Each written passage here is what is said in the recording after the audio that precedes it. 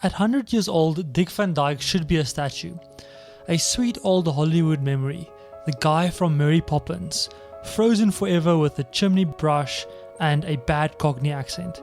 But somehow he kept becoming new people. Soldier, mime, sitcom king, recovering alcoholic, computer animator, and still performer. And here's the strange part. The man America remembers as pure sunshine was not built out of sunshine. He was built out of stage fright, war, live TV panic, addiction, failed marriages, and one almost cancelled sitcom that could have vanished after one season. This is not the story of a perfect man, it is the story of a man who kept moving. Dick Van Dyke was born in 1925 in West Plains, Missouri, and grew up in Danville, Illinois. His mother was a stenographer, his father was a salesman. His younger brother, Jerry, would also become an actor. But Dick was not born looking like a legend. He was a skinny, funny kid who loved Laurel and Hardy, Buster Keaton, and people falling over beautifully. That became his secret weapon. He did not just tell jokes, his whole body became the joke.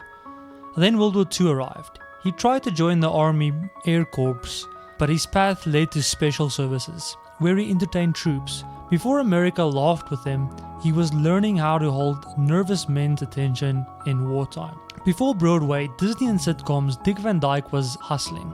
Radio, advertising, local television, and one of the strangest early jobs of his life. A mime and lip sync act called the Merry Mutes and Phil Erickson. They performed to records using opera, Bing Crosby, comedy music, anything they could build a routine around.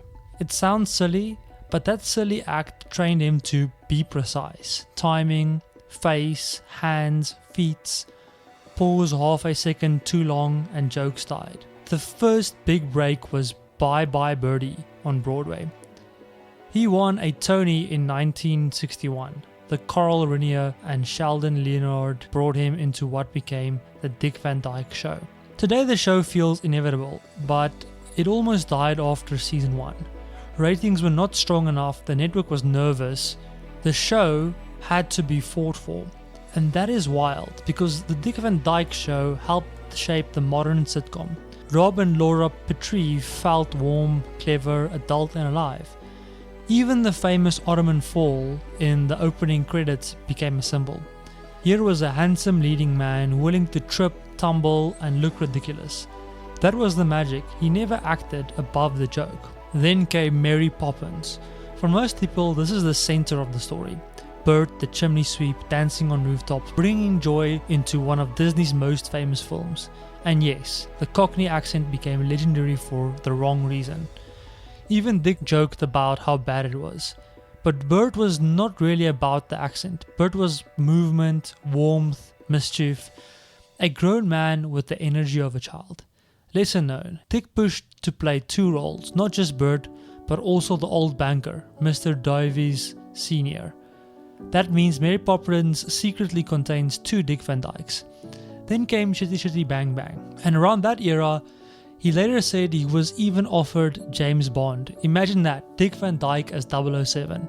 He turned it down basically because even he knew that the accent problem had already committed enough crimes. While the world saw the happiest man on television, Dick was struggling privately.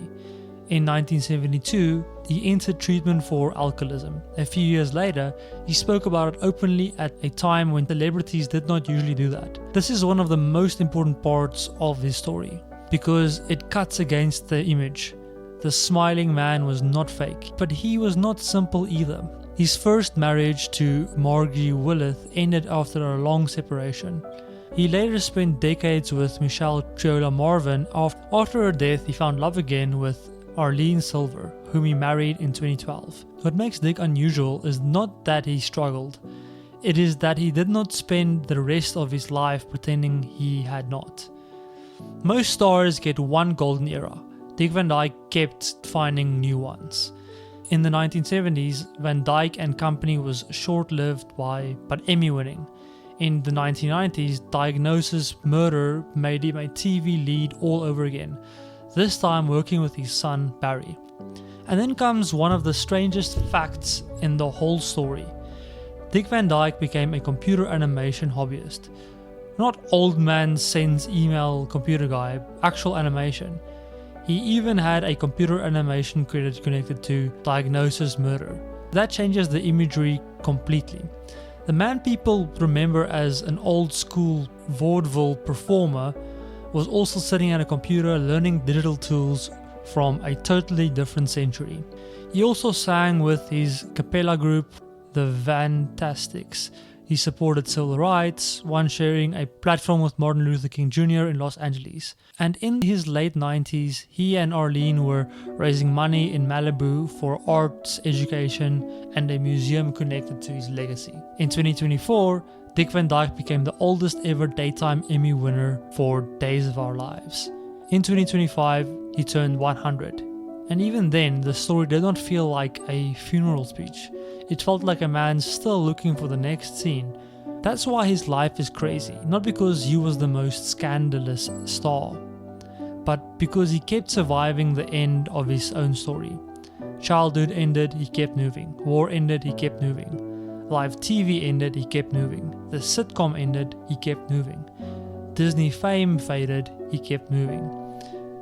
Addiction threatened him, he kept moving. Old age arrived, and somehow he kept moving.